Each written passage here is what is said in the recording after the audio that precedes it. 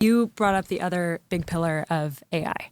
And in some of your conversations, I'm thinking of a conversation with Tim Ferriss in particular, you talked about a lot of different use cases of AI. And they seem to me to fall on somewhat of a spectrum. Mm-hmm.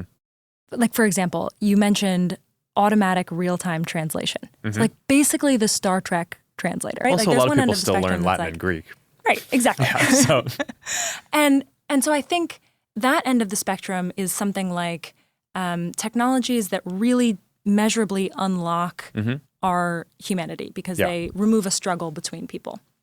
And then on the other end of the spectrum, there are a lot of educational things, for example, where the struggle is kind of the point, right? Like it's like building a muscle. Like I can think of so many times in my life where like the reason why I was doing something was not the output, it was the fact that I was trying so hard to do it.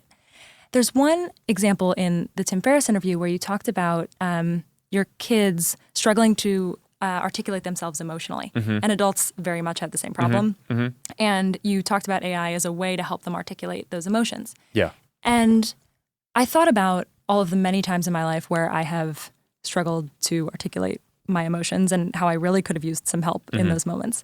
And I also found myself thinking about the times when that was really building a muscle, where like the act of struggling to communicate with someone and understand what they wanted from me was important to my development. And so my question is, if you think about that as a spectrum between things that are really important to our humanity and the struggle being removed is helpful, versus things where the struggle is the point and it unlocks something about our humanity and is important to preserve, like building a muscle.